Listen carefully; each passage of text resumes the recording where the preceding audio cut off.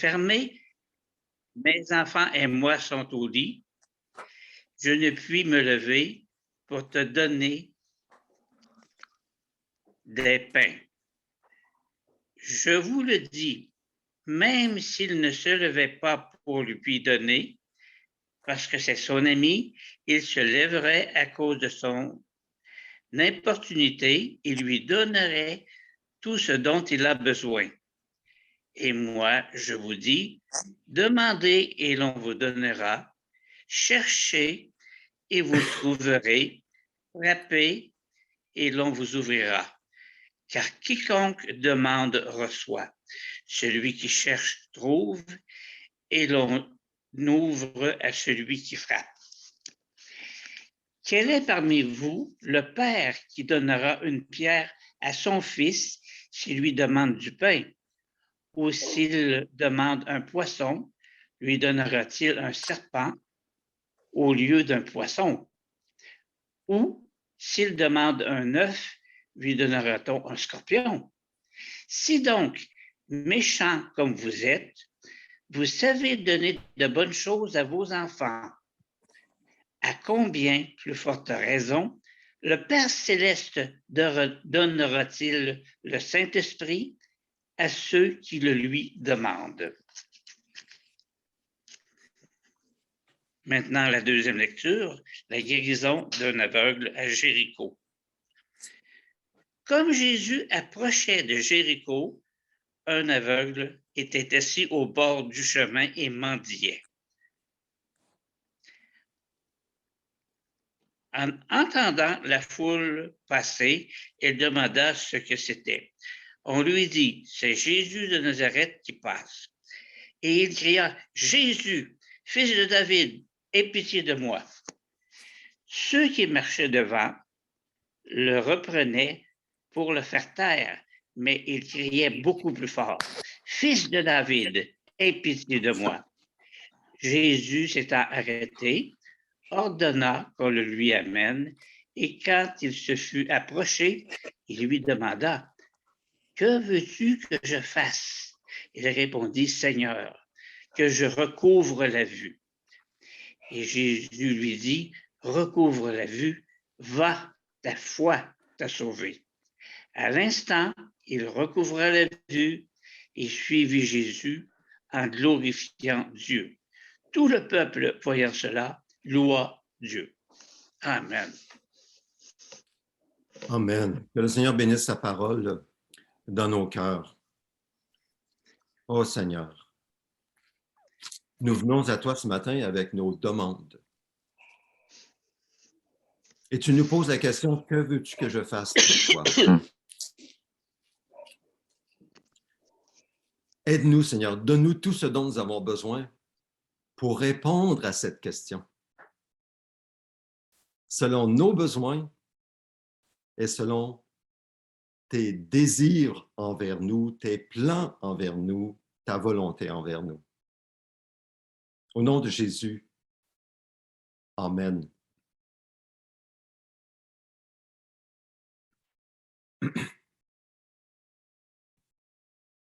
Que veux-tu que je fasse pour toi? Demande Jésus à l'aveugle en entrant à Jéricho. Que veux-tu que je fasse pour toi? Et si Jésus nous posait la même question aujourd'hui, que veux-tu que je fasse pour toi? Que lui répondrions-nous? Quel est notre plus grand besoin? Notre plus grand désir? Pouvons-nous, par exemple, écrire une seule chose sur un bout de papier, maintenant même, quelque chose d'aussi clair que la réponse de l'aveugle, que je retrouve la vue? Pouvons-nous écrire une chose aussi claire? Serions-nous à l'aise aussi à le partager à des frères et sœurs qui prient pour nous? Serions-nous clairs et concis dans ce que nous répondrions à Jésus? Que veux-tu que je fasse pour toi? Écris-le, prie-le, partage-le. Dieu désire répondre à nos prières, plus que nous pouvons l'imaginer. C'est son désir, mais il faut savoir attendre sa réponse avec patience.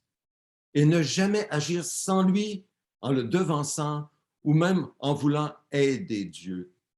Quelle idée folle, vouloir aider Dieu.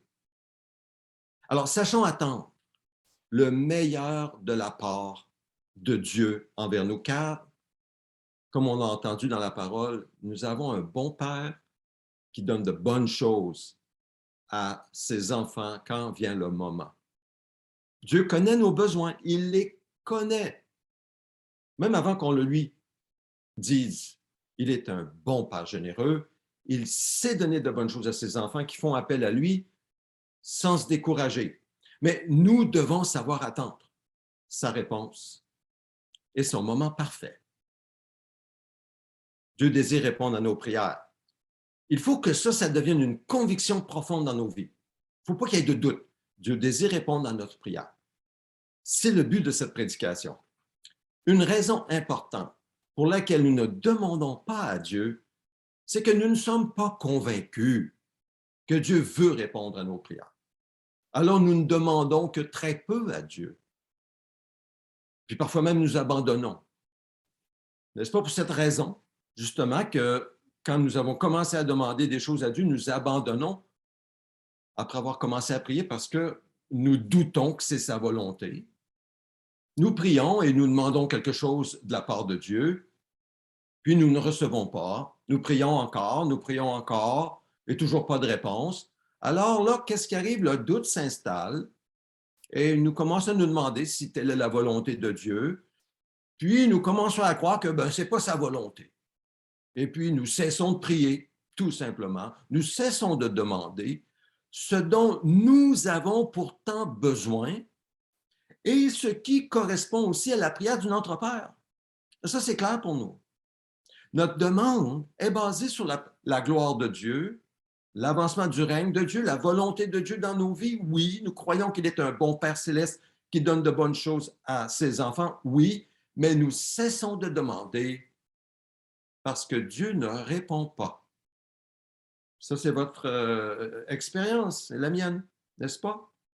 Jésus a raconté une parabole pour nous enseigner que notre bon Père céleste désire répondre à nos besoins par la prière. Il le veut. C'est la parole de l'ami, la parabole de l'ami qui est venu demander du pain à minuit. Maintenant, remarquons bien, avant de toucher à la parabole, remarquons très bien que dans l'Évangile selon Luc, cette parabole se situe juste après la prière du Notre Père.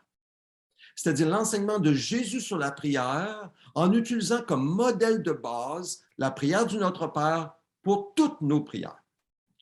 Alors, le fait que la parabole est placée juste après le Notre Père, ce n'est pas un hasard. Dieu, le Saint-Esprit, l'a placé là. C'est un peu comme si, puisque la prière du Notre Père forme une fondation solide, comme du roc, comme on a vu la semaine dernière, hein, un roc pour bâtir notre maison de prière, notre vie de prière, alors cette parabole aujourd'hui, de l'ami à minuit, est comparable au plancher du premier étage qui repose sur la fondation du Notre Père. Elle est donc très importante, cette parabole. Il faut bien la saisir. Elle repose sur la fondation de toutes nos prières. Alors que celui qui a des oreilles écoute ce que Jésus nous enseigne aujourd'hui. Je vais vous partager un peu la parabole encore une fois. Il dit encore, supposons que l'un de vous a un ami et il aille le trouver au milieu de la nuit pour lui dire « Mon ami, prête-moi 3 pains car un de mes amis est arrivé de voyage chez moi. J'ai rien à lui offrir. » Supposons que de l'intérieur de sa maison, cet ami lui répond « Ah, ne m'ennuie pas, la porte est déjà fermée, mes enfants et moi sommes au lit. Je ne peux pas me lever pour te donner des pains. » Je vous le dis, même s'il ne se lève pas pour les lui donner parce que c'est son ami, il se lèvera à cause de son insistance. Et tout à l'heure, on a entendu importunité et lui donnera tout ce dont il a besoin. Alors, pour bien comprendre le point de cette parabole, qui repose sur la vie de prière du Notre Père, il faut saisir qu'au Moyen-Orient, la responsabilité d'un hôte envers un visiteur est légendaire. Un visiteur n'est pas seulement un visiteur d'une maisonnée ou de quelqu'un, mais c'est de toute la communauté. Il n'en est pas ainsi en Occident, n'est-ce pas? Au Québec, si un ami vient vous trouver au milieu de la nuit pour vous emprunter 3 pains, Peut-être votre première réaction, ça va être de vous demander si votre ami n'a pas perdu la raison. Vous vous direz peut-être, ben voyons, il y a des dépanneurs 24 heures sur 24. Pourquoi est-ce qu'il vient me déranger au milieu de la nuit? Mais au Moyen-Orient, le tissu social est différent qu'en Occident. Et ici, par exemple, au Québec, la conséquence d'un refus de la part de celui qui est à l'intérieur n'a pas vraiment d'impact. Si à Québec, on refuse d'aider un ami qui vient comme ça au milieu de la nuit, ben, on va se justifier et on ne perdra pas notre réputation dans la ville. On aura un emploi toujours le lendemain. Mais ce n'est pas aussi simple que ça au Moyen-Orient. Donc, il faut bien comprendre la parabole dans son contexte au Moyen-Orient. Alors, revoyons l'histoire de la parabole. Un ami arrive par surprise au domicile de l'autre tard en soirée. Il est minuit. Les magasins sont fermés et l'autre n'a rien à présenter à son ami. Il fait face à une situation terrible au Moyen-Orient, car on devrait toujours être disposé à accueillir tout visiteur à tout moment, avec tout le nécessaire pour rencontrer ses besoins. Ça fait partie de la culture. Ça fait partie des attentes des gens qui voyagent en soirée pour éviter la chaleur du jour. Mais l'autre n'a rien. Il a été peut-être négligent. Il est dans l'embarras. Et il n'en va pas seulement de l'honneur de l'autre, mais c'est de tout le village dont il est question. C'est la réputation de tout un village qui est en jeu. Ce visiteur surprise doit absolument repartir le lendemain matin avec une très bonne impression de l'hospitalité du village, qui repose maintenant sur l'accueil de son ami, même s'il est très tard en soirée. Mais comment cela sera-t-il possible si l'autre n'a rien à lui offrir pour le ravitailler? C'est ça l'idée. Donc, on imagine que l'autre accueille ce visiteur à minuit, il lui donne un siège et il lui donne un peu d'eau pour se désaltérer.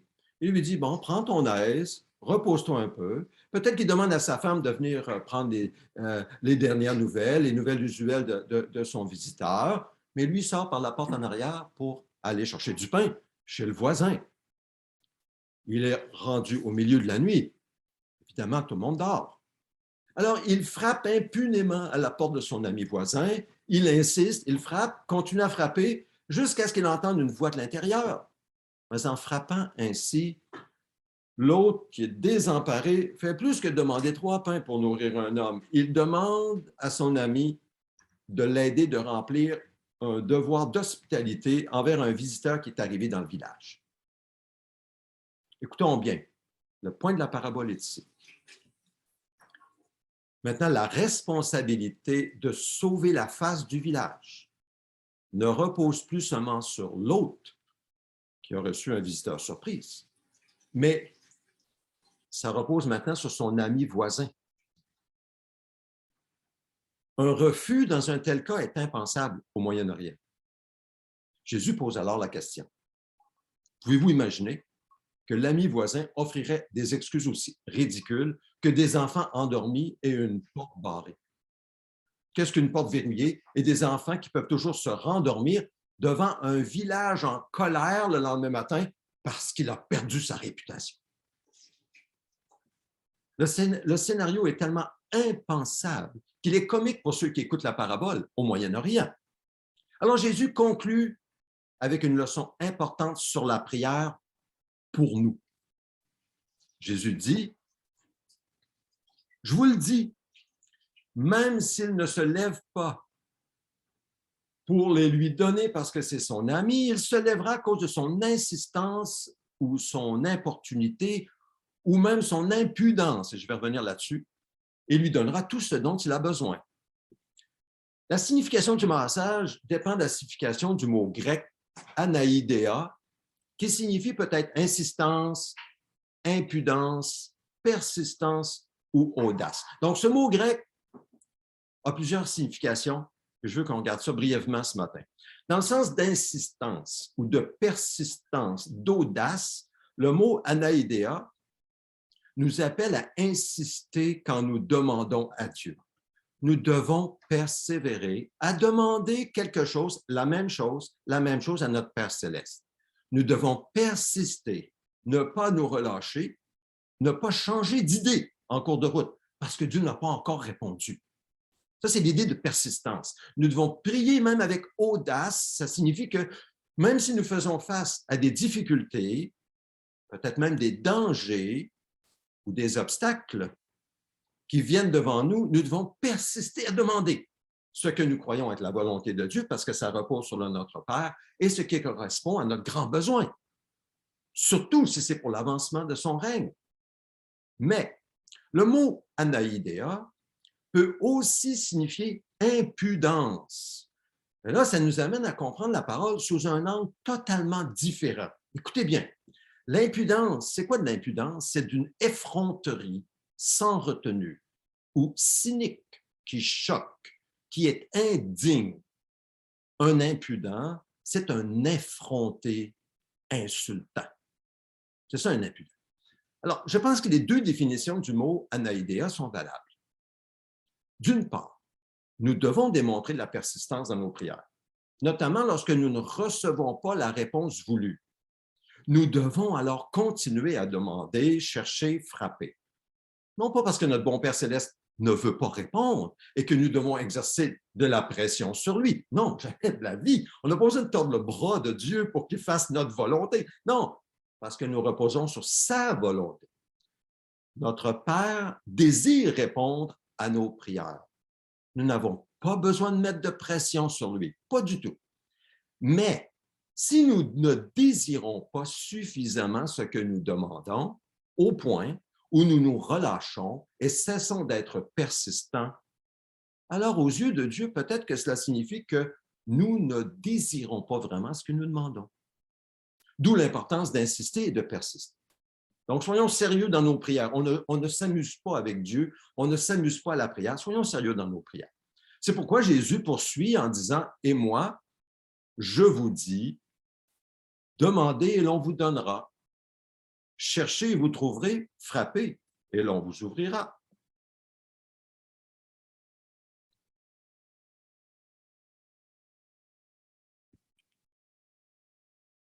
Les verbes sont dans des impératifs présents. Demander, chercher, frapper, qui soulignent une action de demander continuelle, avec persistance. Jésus répète même pour que nous saisissions que notre Père désire répondre à nos prières. Et il dit, en effet, tous ceux qui demandent reçoivent.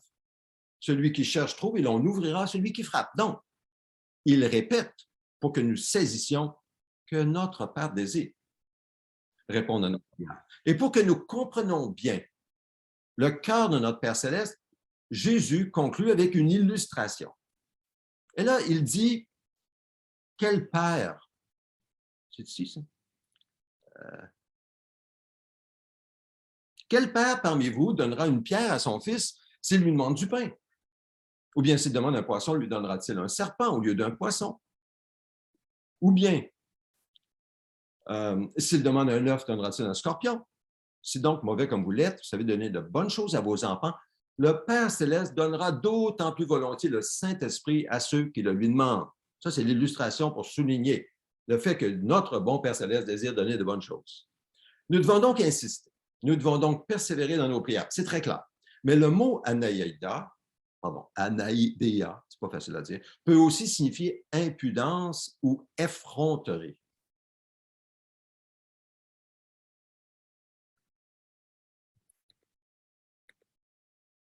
Impudence. Ça peut aussi signifier cela, le mot. Fait intéressant dans la Bible, ce mot est généralement traduit par impudence et non insistance. Il faut donc nous arrêter et saisir ce sens qui est probablement le plus important. En fait, au Moyen-Orient, l'insistance n'aurait même pas de sens sur le plan culturel. Car un ami n'aurait qu'à demander une seule fois pour avoir son besoin rencontré par un ami voisin. C'est tellement vrai que même en Occident, nous ferions probablement la même chose si quelqu'un arrivait. Hein? Si un ami arrive chez vous en pleine nuit pour vous demander du pain, est-ce qu'il aura besoin d'insister? Je ne pense pas. Hein? Vous lui donnerez ce que vous avez en main, puis vous irez vous coucher, tout simplement. Il n'aura pas besoin d'insister. Donc, je crois que le mot traduit par impudence. C'est peut-être plus celui que Jésus veut communiquer ici, malgré que je crois que les deux sont bons. Le point de la parabole ne semble donc pas que le visiteur va finalement recevoir de quoi manger en raison de l'insistance de l'hôte auprès de son ami voisin, mais plutôt à cause de l'impudence impensable du voisin s'il ne se lève pas pour donner 3 pains. En d'autres mots, l'ami voisin manifesterait une effronterie sans retenue, une indignité choquante s'il ne se lève pas pour donner ce que son ami demande et fera face à une honte qui ne s'effacera pas dans le village. Ça, c'est le sens de l'impudence. En effet, l'ami voisin qui se fait réveiller en pleine nuit sait que son ami qui veut lui emprunter 3 pains ne s'arrêtera pas là. Il sait que s'il refuse de se lever, l'autre va continuer son chemin vers le prochain voisin pour trouver tout ce dont il a besoin.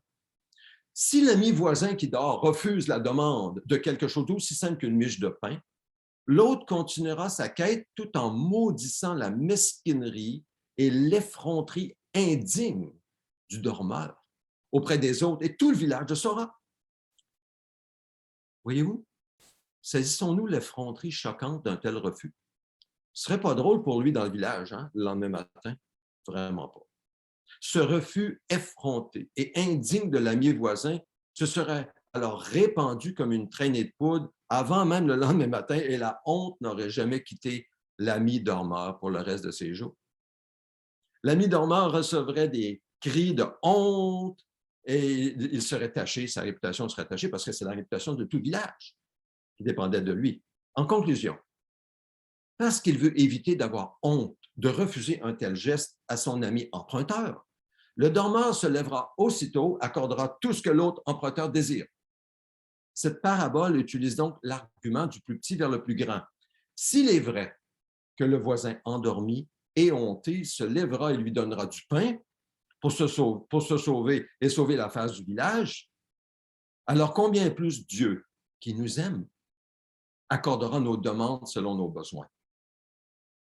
Parce que dans cette parabole, Dieu est contrasté avec l'ami dormeur.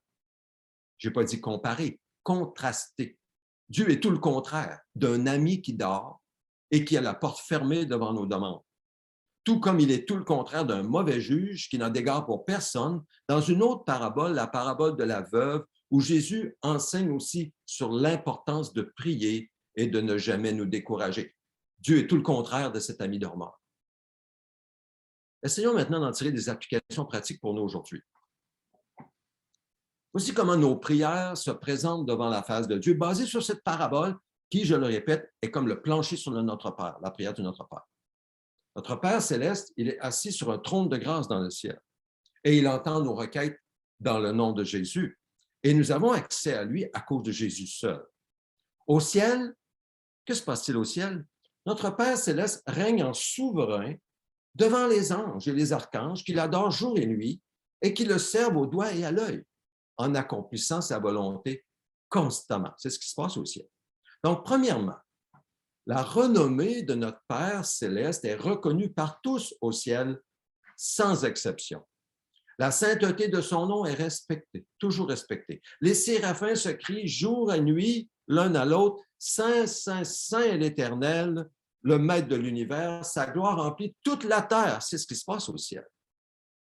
Dans ce contexte, quand nous présentons nos demandes à notre Père, quand nos cris montent devant lui jour et nuit, ce n'est pas seulement notre Père qui entend nos requêtes, mais c'est aussi les anges qui se tiennent autour de lui. L'honneur du Père est donc en jeu. Si nous crions à notre Père céleste jour et nuit et qu'il fait la sourde oreille, il va avoir une excellente raison à présenter pour sauver sa face. Ne pensez-vous pas? Mais notre bon Père céleste n'aura jamais à rougir de quoi que ce soit parce qu'il est parfaitement bon et juste. Et il a déclaré à Pharaon en Égypte, et à bien d'autres, que son nom serait exalté sur la terre. Donc, pour sa renommée et son honneur dans nos vies et nos familles, Dieu désire répondre à nos prières et faire éclater sa gloire, plus que nous pouvons l'imaginer. Voyez-vous, c'est son honneur qui est en jeu, n'en doutons pas. Dieu est tout le contraire d'un impudent, d'un effronté et d'un être indigne qui refuserait nos demandes. Dieu n'aura jamais à rougir de nous avoir abandonnés ou même délaissé un seul instant. Dans un autre contexte, Jésus a dit, faites bien attention de ne pas mépriser un seul de ces petits, car je vous dis que leurs anges dans le ciel sont continuellement en présence de mon Père céleste. Qu'est-ce que ça veut dire? Si nous méprisons le plus petit des chrétiens qui croient en Jésus, ou si nous les jugeons en les condamnant impunément, prenons garde, car leurs anges se tiennent dans la présence du Père céleste et ils lui diront ce qui nous sera d'aucun avantage. Nous serons disciplinés en retour, pour ne pas dire punis. Alors, si même nos attitudes envers nos frères et sœurs ici-bas sont rapportées au Père par des anges, à combien plus forte raison nos prières? N'est-ce pas justement un ange qui offre le parfum de nos prières au Père nuit et jour? Il est écrit, un autre ange vint, il se plaça vers l'autel et en tenant un encensoir d'or, on lui donna beaucoup de parfums afin qu'il les offre avec les prières de tous les saints sur l'autel d'or qui est devant le trône. Apocalypse chapitre 8. Deuxièmement, Dieu règne sans obstacle au ciel. Son règne n'a pas de problème au ciel. Tous les anges de Dieu l'adorent et se soumettent au règne incontesté de Dieu au ciel. Notre Père règne en roi et tous se prosternent dans sa présence dans une soumission absolue au ciel. Alors, lorsque nous présentons nos demandes en nous soumettant à son règne sur la terre, en lui faisant pleine confiance, en lui donnant le contrôle sur tout dans nos vies et en nous attendant patiemment à son timing parfait, nos anges, parce que nous avons des anges aussi, nos anges qui se tiennent devant le Père sont aussi au courant. Et ils lui disent, ils le savent, ils voient ce que nous faisons, ils entendent ce que nous prions à haute voix surtout. Et notre Père, évidemment, entend nos prières, mais les anges aussi. À combien plus forte raison? Notre bon Père désirera répondre à nos prières si tous voient que nous lui sommes soumis de tout cœur, que nous nous attendons à lui avec patience et que nous lui présentons nos demandes jour et nuit. Dieu est tout le contraire d'un impudent, d'un effronté et d'un être indigne qui refuserait nos demandes. Alors, quand le bon moment sera venu, et c'est là le point, c'est pour ça que c'est si important d'attendre patiemment. Notre Père qui règne sur tout ne tardera pas à répondre à nos prières, parce qu'il veut mieux que nous que son règne s'établisse sur la terre.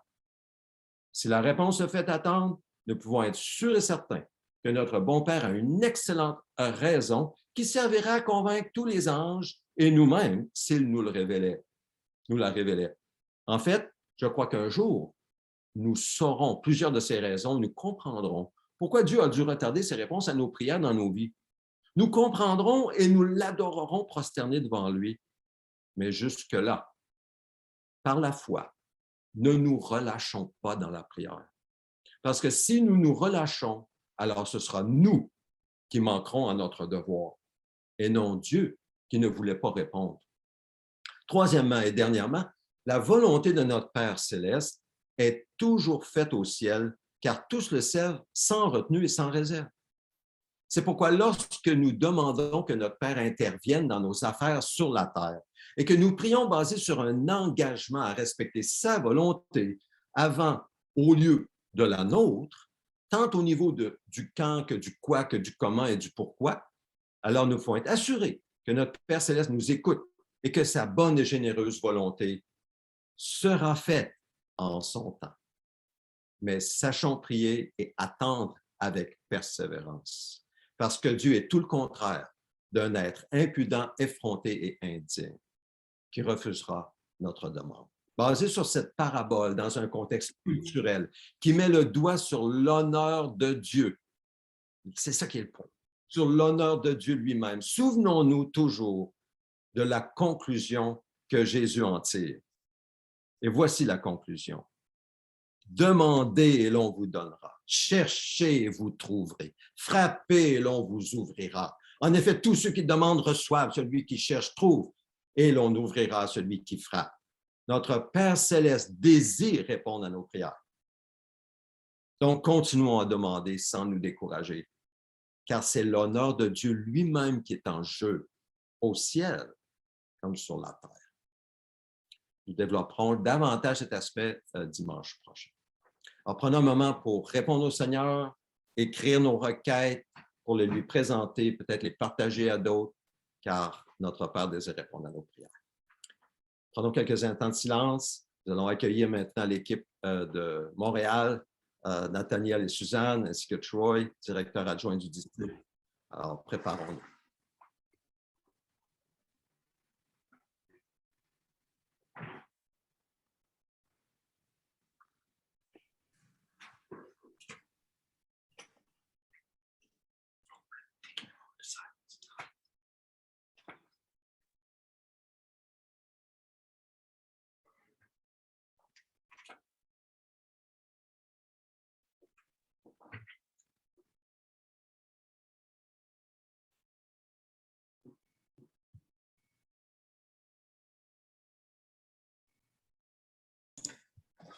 Sorry, it's our turn? Yep. It's your turn. C'est ton tour. I thought it's Troy first. Yeah, it will be. Actually, Troy will come first. So we just finished the message now. On vient de terminer la prédication, en temps de silence, de réception du Seigneur. Donc, je vais demander à Troy, I'm going to ask Troy to speak first and to introduce New Ventures. Je vais demander à Troy Wisner, directeur adjoint du district, de nous présenter les nouvelles œuvres au district, puis après, Nathaniel et Suzanne vont nous partager de leur côté qu'est-ce que c'est que cette nouvelle œuvre, iLink. So I'm going to ask, first of all, Troy, de nous parler, s'il vous plaît. All right. Well, bonjour tout le monde. C'est vraiment le fun d'être ici avec vous aujourd'hui, même si on est à distance. Mais, grâce à la technologie, on peut quand même avoir cette occasion d'être ensemble. Donc, comme Claude a dit, je vais juste parler brièvement de c'est quoi un New Venture. Et on emploie, mais il y a une traduction nouvelle œuvre aussi qu'on utilise, mais j'ai découvert dans certains contextes que nouvelle œuvre apporte une certaine confusion. Donc, on utilise plutôt New Venture, mais on pourrait aussi employer le terme nouvelle œuvre pour parler de tout cela. Donc, pour commencer, je vais juste commencer avec une courte définition de c'est quoi un New Venture. Donc, c'est un environnement multiplicatif qui soutient le démarrage de nouvelles églises ou œuvres et de nouveaux dirigeants en leur apportant du financement, du développement et de la clarté. Et ici, je vais juste mentionner que c'est une approche un petit peu différente que l'implantation d'églises traditionnelles.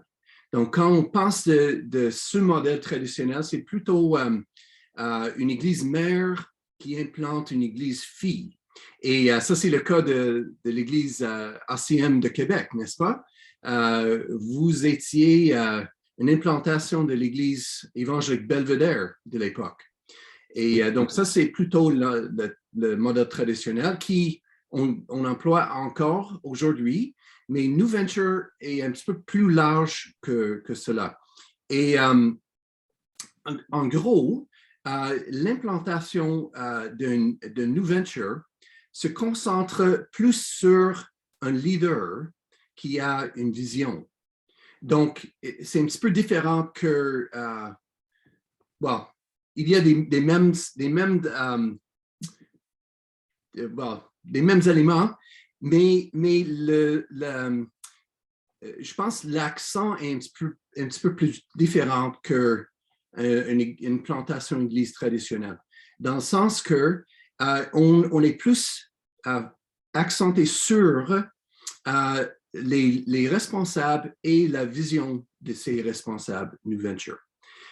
Donc, c'est plutôt, on pense plus à la fin du projet mais qu'est-ce que je veux dire? On veut que la vision atteigne son plein potentiel.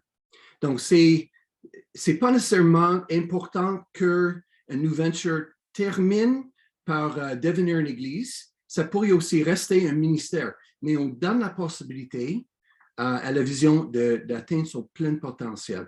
On espère que la plupart des New Ventures vont devenir des églises locales, mais c'est un petit peu plus large que cela. Et l'accent est vraiment, on pense plus aux responsables et la vision que Dieu leur a donnée. Donc, chaque New Venture commence par des questions différentes. Et c'est là où Nathaniel et Suzanne ont commencé, lorsque ils ont senti que Dieu les a invités de faire quelque chose de nouveau. Donc, où est-ce que Dieu est à l'œuvre et quelle est la nouvelle chose à laquelle il nous invite à faire afin de le joindre dans ce qu'il fait? Donc, ces questions sont évidemment très importantes pour déterminer si Dieu nous invite à faire une nouvelle œuvre ou non. Mais ces questions sont aussi importantes que les leaders que pour les partenaires potentiels aussi. Parce qu'en tant qu'Église, on est supposé d'être en mission avec Dieu, n'est-ce pas? On est supposé d'être à la recherche. Où est-ce que Dieu est à l'œuvre? Comment est-ce qu'on peut se joindre ou nous joindre à lui dans ce qu'il est en train de faire? Donc, on est supposé d'être en mission avec lui. Et quelle meilleure façon de nous joindre à lui que de nous joindre à une venture? Et parce qu'on voit déjà que Dieu est à l'œuvre. On voit déjà que Dieu a une vision, un plan pour soit un quartier ou une communauté. Et donc maintenant, juste très brièvement, examinons de plus près la stratégie des New Ventures. Et en gros, il y a trois parties. Donc, premièrement, comme j'ai déjà dit, il y a des leaders. Dans ce qu'on discute aujourd'hui, on a iLink avec les leaders de Nathaniel et Suzanne. Et comme j'ai déjà dit, Dieu leur a déjà donné une vision très claire pour la communauté d'Île Perrot. Et maintenant, la troisième partie, c'est les partenaires qui viennent en aide, qui viennent autour du New Venture, les leaders, la vision, pour soutenir l'œuvre et le projet et donner la possibilité pour que le New Venture atteigne son plein potentiel. Et si nous passons à la prochaine diapositive, on voit le modèle de partenariat. Et on voit qu'il y a le New Venture qui est au centre de tout cela. Comme on a déjà dit, ça commence par les leaders, une vision, mais normalement, on a un partenaire principal qui vient pour soutenir plus que les autres. On a d'autres partenaires qui font partie du projet, mais il y a souvent un partenaire principal. Si on voit, donc on voit le cercle gris, mais on voit aussi le district qui est là. Donc, chaque New Venture se trouve dans un district au Canada. Donc, un des districts de l'Alliance chrétienne et missionnaire au Canada. Donc, dans le contexte de iLink, c'est le district qui joue ce rôle de partenaire principal. Mais ça pourrait être une église locale, comme, mettons, l'église ACM de Québec ou une autre église. Et je vais parler de comment les partenaires peuvent soutenir un New Venture dans quelques moments. Mais on voit qu'il y a la possibilité pour d'autres partenaires de se joindre au projet aussi, donc des partenaires secondaires. Et normalement, les partenaires secondaires apportent juste un petit peu moins de soutien, mais ça dépend de chaque partenaire. On voit ensemble ce que les partenaires peuvent apporter au projet et c'est là où on offre la possibilité pour d'autres personnes de participer dans le projet.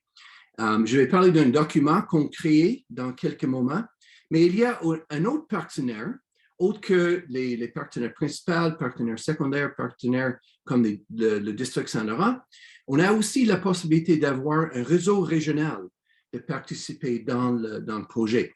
Et vous faites déjà partie d'un réseau à Québec, dans la région de Québec, donc avec l'Église évangélique du Berger, avec l'Église ACM de Lévis, et même, il y a un autre New Venture à Québec qui s'appelle l'Église Glorieuse, qui est un New Venture chinois.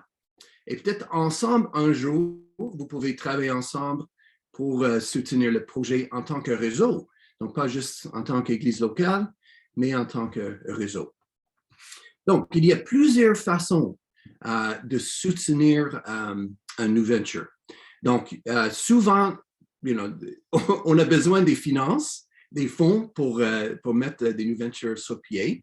Donc, ça, c'est une façon très concrète pour que les partenaires puissent soutenir les New Ventures. Mais il y a d'autres façons aussi, comme au niveau de l'administration. Parfois, et souvent, c'est le partenaire principal qui joue ce rôle, mais ça pourrait être un autre partenaire aussi. Il y a plein de choses administratives qu'on pourrait offrir. Il y a d'autres ressources, peut-être, que les églises partenaires peuvent offrir à une New Venture. Peut-être des enseignements, ça pourrait être, avec ce qu'on fait en ligne ces jours-ci, peut-être il y a une série de messages qu'on pourrait offrir à une New Venture pour donner un petit peu de repos aux dirigeants pour certains dimanches ou des moments d'enseignement. Donc, il y a des ressources peut-être qu'une église locale a à offrir. Évidemment, une façon la plus terre à terre qu'on pourrait offrir, c'est vraiment de prier. De prier pour les responsables, prier pour le développement de New Venture, prier pour les gens qui sont visés par le New Venture, la communauté, le quartier. Il y a la possibilité peut-être pour les équipes d'une église partenaire pour venir sur le terrain de New Venture pour aider dans des projets différents. Un exemple serait une marche de prière, juste de venir avec une équipe, prier dans le quartier, prier pour les gens qui sont là. On pourrait venir avec une équipe pour aider à peut-être réaliser un camp pour les enfants pendant l'été. Où il y a juste plein de possibilités différentes. Mais il y a, l'idée, c'est de vraiment travailler en équipe pour réaliser le projet. Donc, ce n'est pas juste une église qui implante une autre église, c'est vraiment un projet de plusieurs partenaires différents qui viennent en aide pour réaliser le projet. Donc, j'ai parlé d'un document. Donc, il y a un document qu'on a préparé, un petit peu comme le document Fil invisible que vous avez déjà signé avec les Cameron. Mais c'est vraiment plus pour des partenariats Fil invisible. Il s'appelle un accord de partenariat New Venture. Et là, on énumérons ce que chaque partenaire peut apporter au projet. Et il y a la possibilité de signer le partenariat. Un petit peu comme le partenariat Fil invisible. Je pense que c'est probablement assez d'informations. On va laisser plus de temps à Nathaniel et Suzanne pour tout cela, à moins que vous avez des questions que vous voulez poser. Oui, on aura une période de questions plus vers la fin, comme on a d'habitude. Donc, plus vers la fin du culte, on va avoir l'occasion de poser des questions. Donc, je pense que c'est une bonne idée d'avoir Nathaniel et Suzanne nous parler. Maintenant, merci beaucoup, Troy, accompagné de Laurelie. C'est une belle surprise, Laurelie, de te voir avec Troy, qui nous a beaucoup aidé pour le partenariat avec les Cameron, et que nous continuons à prier pour les Cameron. Et puis, je vais donc donner l'occasion à Nathaniel et Suzanne de nous parler. Nathaniel, Suzanne, please share with us. Je vais servir d'interprète, donc don't speak too fast, please.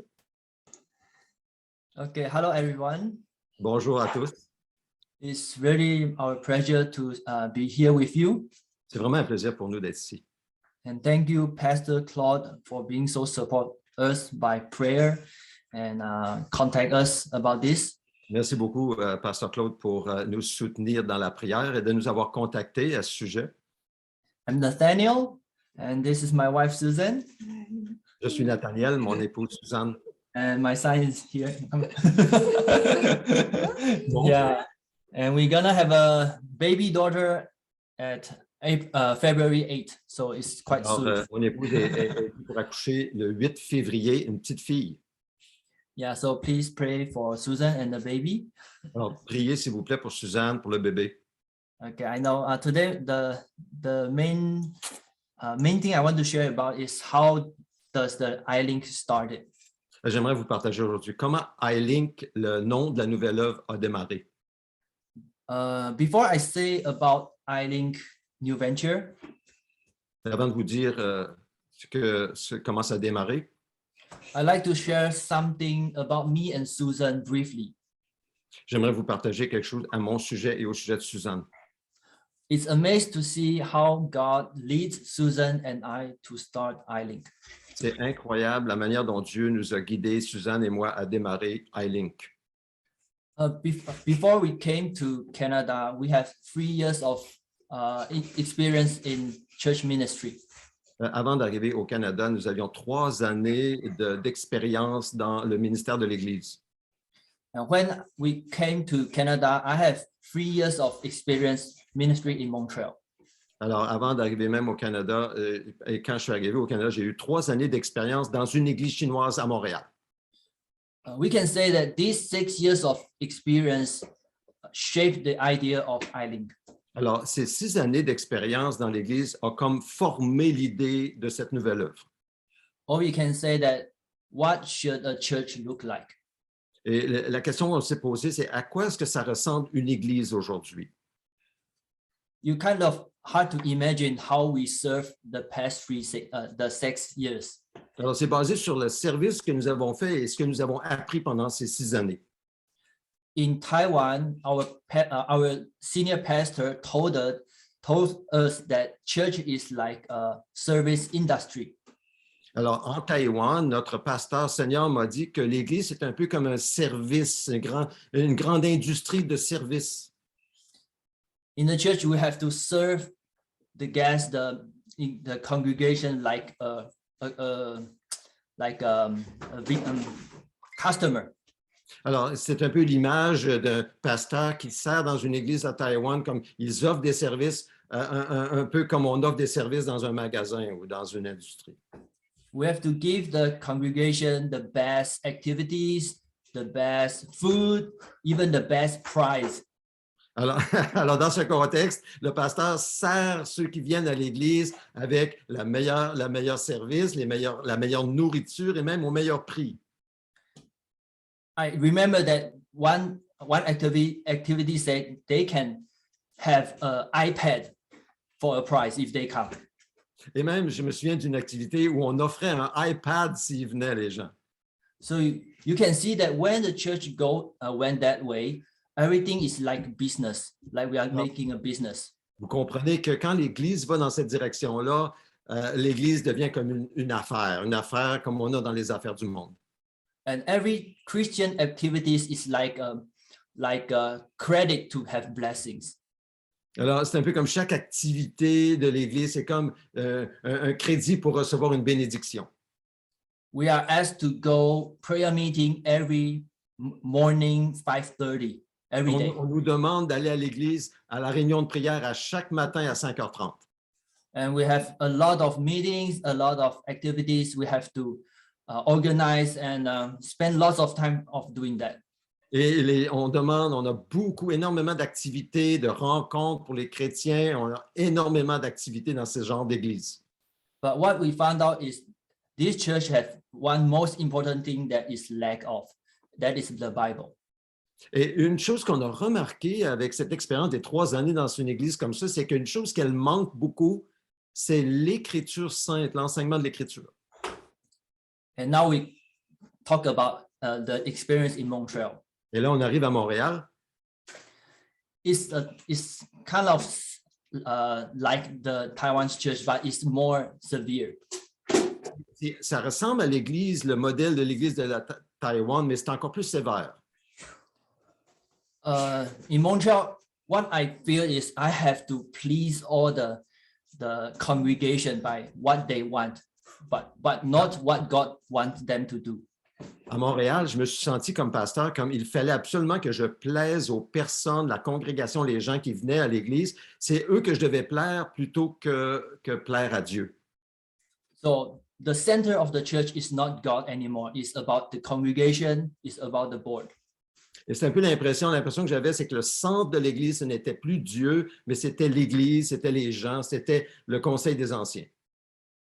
So after these 6 years of experience, we truly believe that the most important thing that the church need to do is back to the Bible.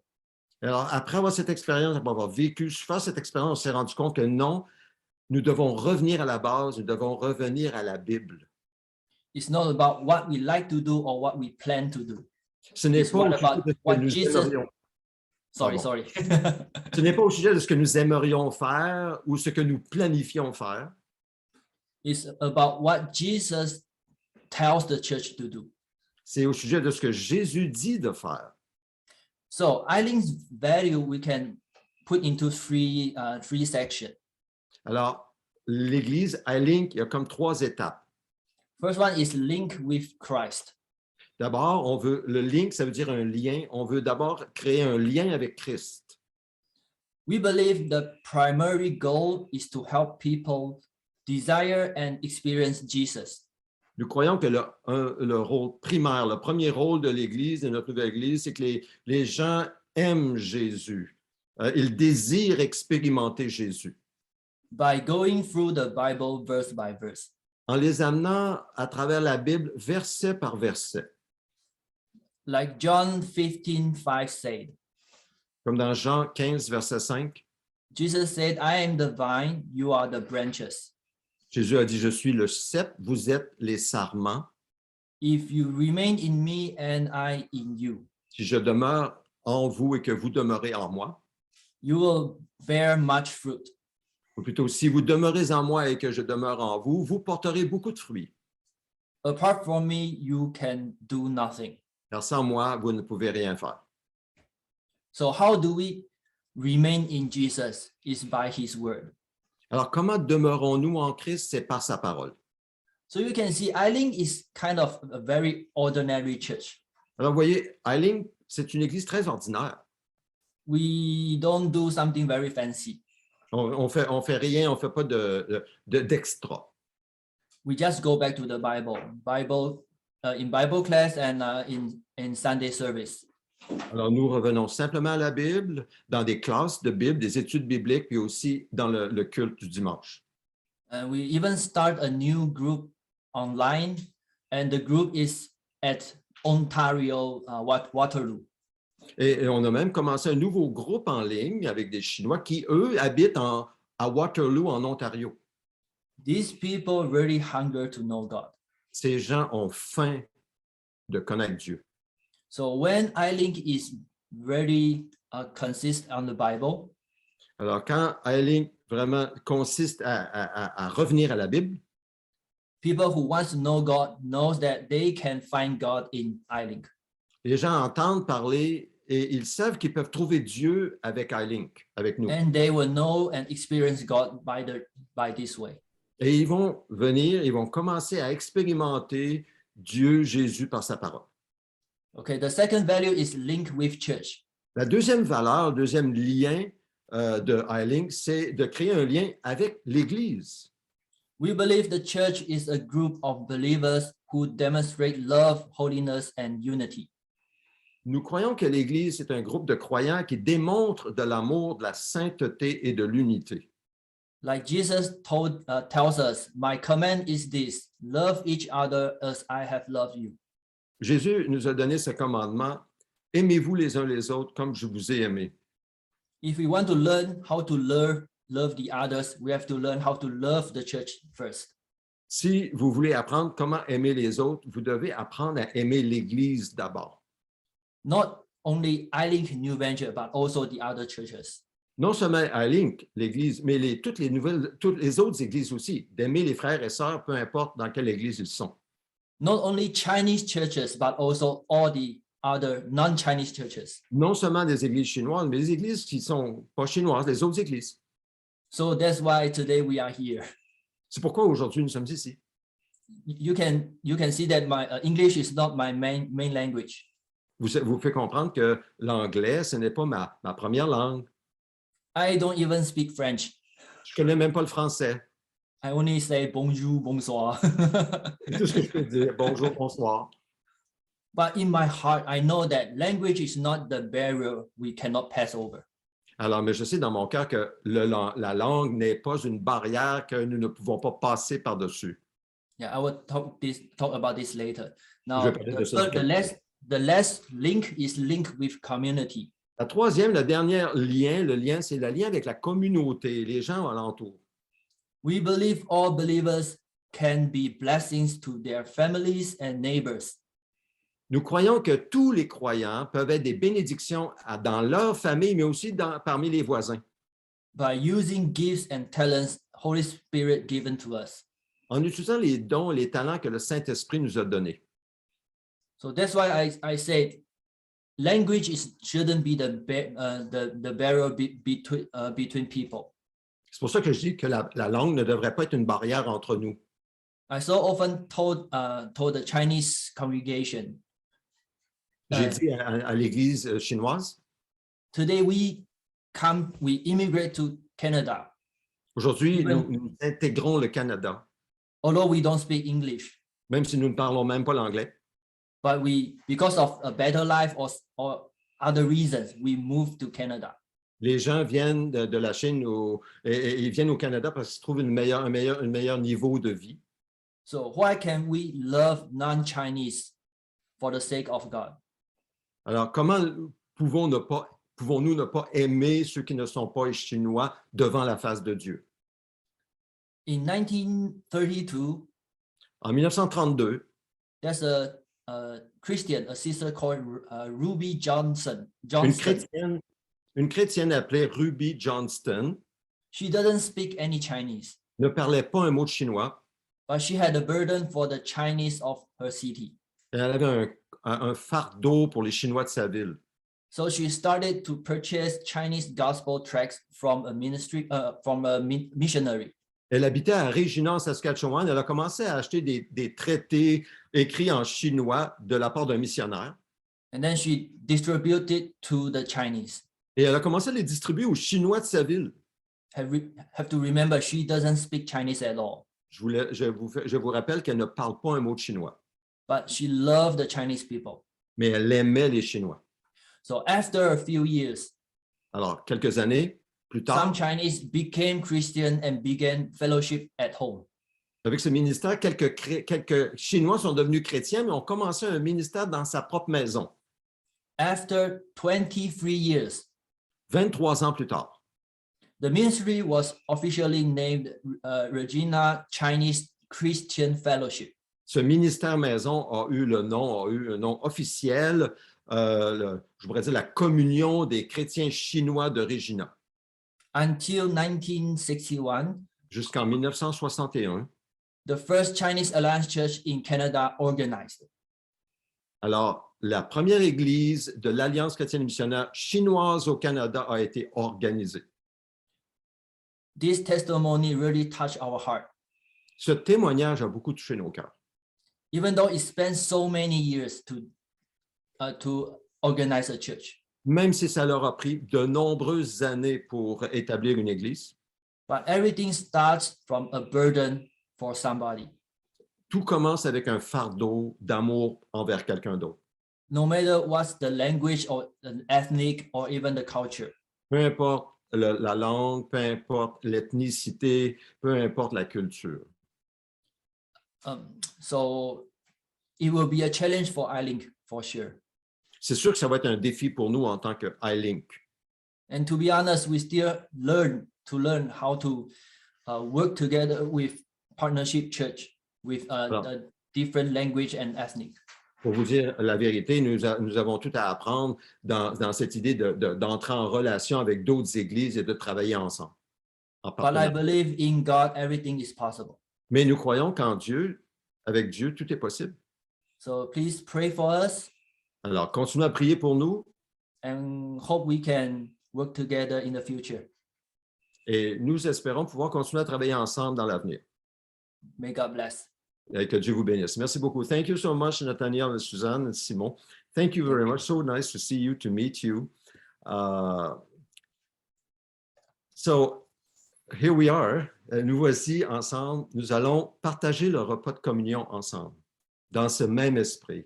So we're going to share communion now together. If you have a piece of bread, some grape juice, we invite you to take it together. You're welcome to remain until the end. Vous êtes les bienvenus, évidemment.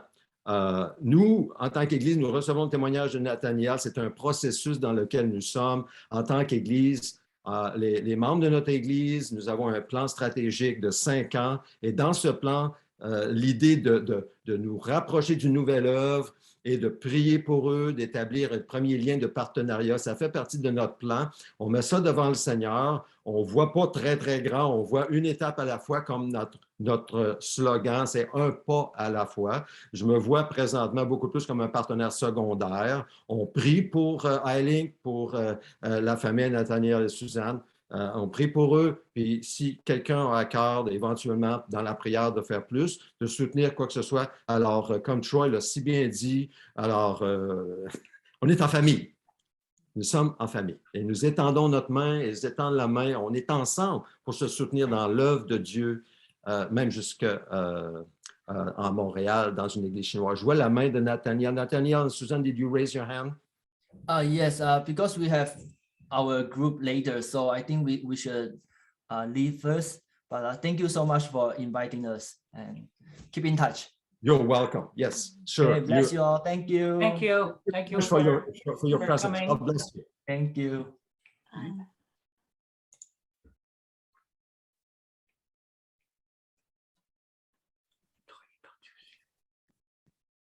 Alors, nous nous tournons vers le Seigneur. Approchons-nous du Seigneur avec les éléments du pain et du jus. Je vous invite à prendre les éléments.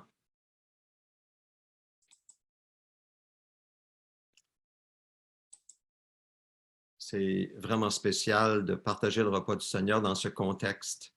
Contexte de notre Père céleste qui n'aura jamais à rougir de nous avoir abandonnés ou délaissés, n'aura jamais à rougir d'avoir refusé une demande que nous lui faisons ensemble, soit nos demandes personnelles, nos demandes en Église, et c'est sûr et certain qu'il a les oreilles grandes ouvertes, surtout lorsque nous faisons le pas de foi, de prier pour des frères et sœurs, les soutenir de toutes sortes de manières pour que l'œuvre de Dieu avance. On a entendu le cœur de Nathaniel.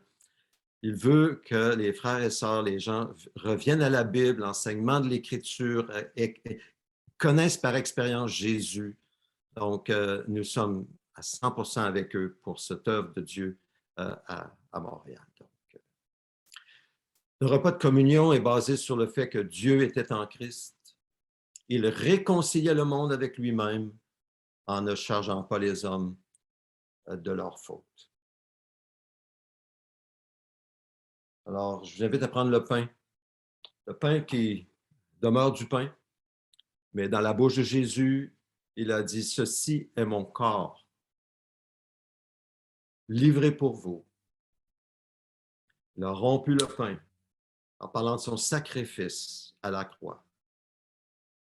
Un pain sans levain, un pain de misère parce qu'il a connu la misère, la vraie misère. Sur la croix, il a souffert l'enfer à notre place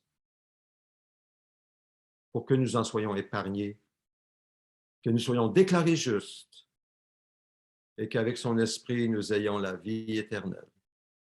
Donc, partageons tous ce pain ensemble au nom du Seigneur Jésus.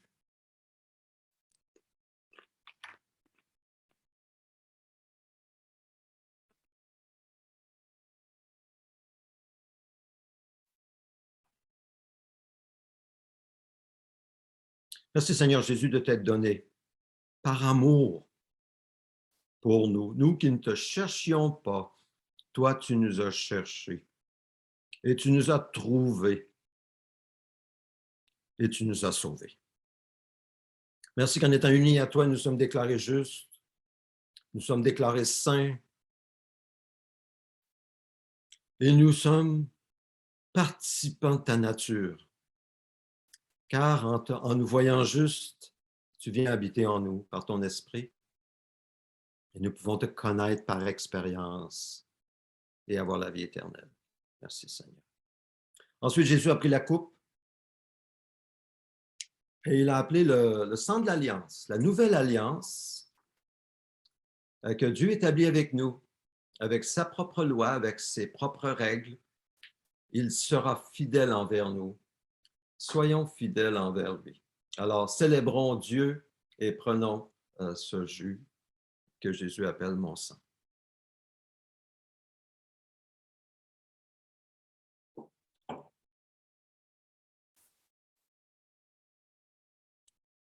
Seigneur, parle-nous, ton serviteur écoute. Merci de nous parler ce matin par ta parole et aussi par ce que nous avons entendu. Et que nous puissions entrer dans ton œuvre, comme Troy disait. Entrer dans ton œuvre, prendre notre place, pas celle des autres, notre place, et voir ta gloire. Seigneur, nous prions pour ta bénédiction sur Nathaniel et Suzanne, sur le bébé qui s'en vient bientôt, Bina, ils ont déjà un prénom, sur Simon. Seigneur, bénis ce couple, bénis-les jusque dans les détails de leur vie. Merci Seigneur pour ta fidélité. Prions pour ces 15 personnes, incluant les enfants qui forment l'Église iLink. Nous prions Seigneur Dieu parce qu'ils ont un désir de devenir une maison de prière. Je prie que ça devienne réalité pour eux de plus en plus, que le premier lien avec Christ soit de plus en plus établi dans ta parole et qu'il en ressort, Seigneur, une maison de prière. Je prie, Seigneur Dieu, pour ce désir de créer un lien avec l'Église. Nous prions que tu ajoutes à l'Église, à leur Église, mais à notre Église aussi, Seigneur, que tu ajoutes à notre Église de nouvelles créatures en Christ basées, qui viennent de ta parole, et aussi des chrétiens peut-être qui sont isolés, qui ont abandonné, ont été découragés à quelque part. Nous prions que tu les ramènes à nous et à cette Église. Seigneur, nous prions que tu pourvoies financièrement à tous leurs besoins, bien que Nathaniel reçoit 30% de son salaire présentement avec l'Église, un petit groupe, on comprend. Alors Seigneur, nous prions que tu bénisses son travail à temps partiel. C'est pas évident. Bivocationnel, c'est vraiment pas évident. Alors Seigneur, nous prions que tu bénisses Nathaniel et si nous pouvons faire quelque chose à cet égard, que tu nous le montres et que nous ayons la joie de participer à cette œuvre. Merci Seigneur parce que ce que tu fais est parfait en ton temps. Amen. Prions ce que le Seigneur nous a enseigné. Notre Père céleste, que la sainteté de ton nom soit respectée. Que ton règne vienne. Que ta volonté soit faite sur la terre comme au ciel. Donne-nous aujourd'hui notre pain quotidien. Pardonne-nous nos offenses, comme nous aussi nous pardonnons à ceux qui nous ont offensés. Ne nous expose pas à la tentation, mais délivre-nous du mal et du malin. Car c'est à toi qu'appartiennent dans tous les siècles le règne, la puissance et la gloire. Amen. Notre vision, ô Dieu, nous te désirons de tout notre cœur. Viens, transforme-nous de sorte que nous devenions des disciples centrés sur Christ, dynamisés par l'Esprit, axés sur la mission et capables de nous multiplier partout. Alors, suivons Jésus avec passion, un pas à la fois. Prions, allons, soutenons et faisons des disciples de toutes les nations. Offrons au Seigneur nos dîmes et offrandes. Je vais demander à Alberto de, s'il vous plaît, bien nous guider près du Seigneur en offrant par la prière nos dîmes et offrandes.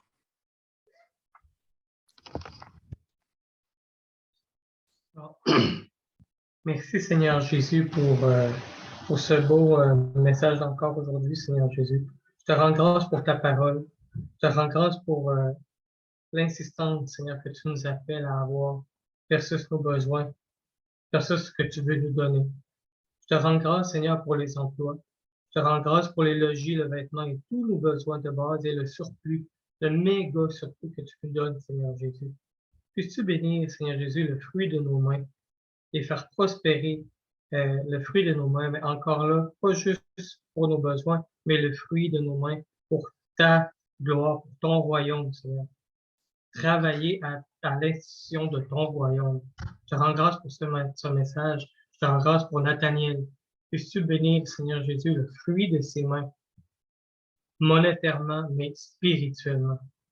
Comme individu et comme Église, j'appelle, Seigneur, ta gloire à venir se manifester par le fruit de nos mains. Que ton nom soit sanctifié et glorifié. En ton saint nom, Jésus, j'ai prié. Amen. Amen. Amen. Quelques annonces en terminant. Alors, je vous rappelle les requêtes de la prière, c'est-à-dire prier les grandes requêtes de l'Église que nous avons ici.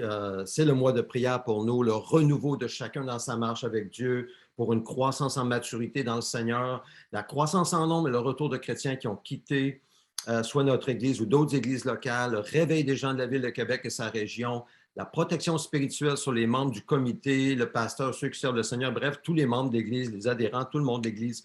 Fidélité aussi dans la gestion des finances de chacun et les fonds suffisants pour répondre aux besoins de l'Église. Ce sont les grandes requêtes, c'est le mois de prière. Assistons aux réunions de prière autant que possible, incluant la soirée de prière et jeûne, j'en parle dans quelques instants. Dimanche prochain, nous avons un sommet de prière, nous allons apporter nos requêtes devant le Seigneur, nous allons nous séparer probablement en petits groupes après le message. Alors, écrivez vos requêtes personnelles et soyez prêts à les partager, comme j'ai encouragé durant le message aujourd'hui.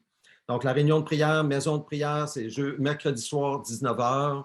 L'étude biblique sur l'Évangile selon Jean, on termine avec le chapitre 21 de l'Évangile. Vendredi soir, 19h, soirée jeûne et prière. Soyez des nôtres, je vais envoyer un lien Zoom cette semaine. Nous célébrons l'anniversaire de Shalom Chami. Ce mercredi 26 janvier, bonne fête Shalom, continue ton bon travail à l'école. J'ai entendu de bonnes nouvelles à ton sujet. Que Dieu te bénisse, mon ami. Et recevons la bénédiction du Seigneur. Que l'Éternel te bénisse et te garde. Que l'Éternel fasse briller son visage sur toi et t'accorde sa grâce. Que l'Éternel se tourne vers toi et te donne la paix. Allez, dans la paix du Seigneur et dans la joie de son service. Je vais maintenant